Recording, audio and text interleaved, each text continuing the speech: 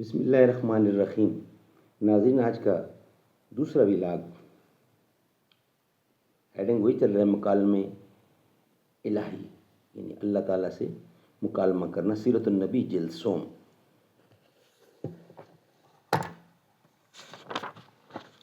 اردو زبان میں سرور عالم صلی اللہ علیہ وسلم کی سیرت پر جامع ترین کتاب سیرت النبی صلی اللہ علیہ وآلہ وسلم۔ رائٹر ہیں اس کتاب کے علامہ شبلی نعمانی رحمۃ اللہ علیہ، علامہ سید سلیمان ندوی رحمۃ اللہ علیہ۔ جلد سوم۔ بسم اللہ الرحمن الرحیم۔ الحمد للہ رب العالمین والصلاة والسلام علی سید المرسلین وعلی آلہ واصحابہ اجمعین۔ Vlog number 2۔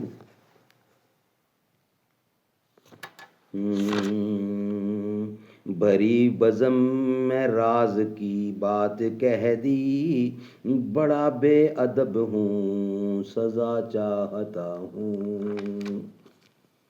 کشادہ دست کرم جب وہ بے نیاز کرے، نیاز مند نہ کیوں عاجزی پہ ناز کرے۔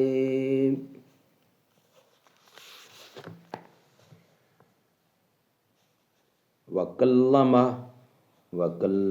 اللَّهُ مُوسَىٰ تَكْلِيمًا۔ سورۃ نساء میں خدا نے موسیٰ سے باتیں کی تصریح ہے۔ ان کو وادی سینا کے ایک درخت سے خدا کی آواز سنائی دی۔ سورۃ بقرہ میں اس خاص طریقہ کلام کے دائرہ کو اور بھی وسعت دی گئی، چنانچہ پیغمبروں کے وصف میں خدا نے فرمایا مِنْهُم مَّن كَلَّمَ اللَّهُ۔ سورۃ بقرہ، ان پیغمبروں میں سے بعض سے خدا نے باتیں کی۔ اس آیت کریمہ میں یہ تصریح نہیں کہ کن پیغمبروں کو خدا نے اس مخصوص طریقہ کلام سے مشرف کیا، اس لیے اس شرف خاص میں حضرت موسیٰ کے ساتھ دوسرے انبیاء بھی شریک ہو سکتے ہیں۔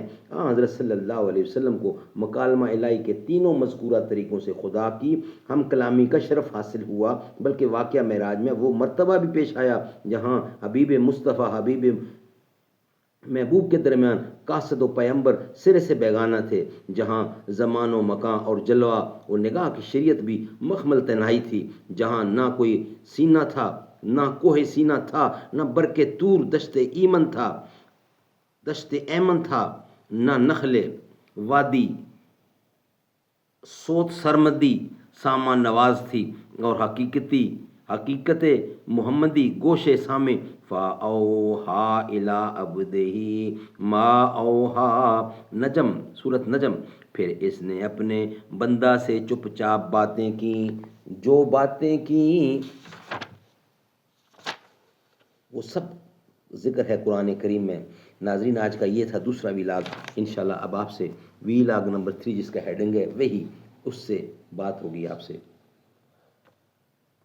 نبی کے عشق میں ڈھل کر درود پڑھتے ہیں، نبی کے عشق میں ڈھل کر درود پڑھتے ہیں، زمیں فلک مہ و اختر درود پڑھتے ہیں، میرے رسول مکرم کے چاہنے والے تمام اکبر و اصغر درود پڑھتے ہیں، حبیب خالق کونین پر محبت سے مدینہ شہر کے منظر درود پڑھتے ہیں، اسی سے جان لو ان کا مقام اے نجدی، نبی پر کنکر و پتھر درود پڑھتے ہیں۔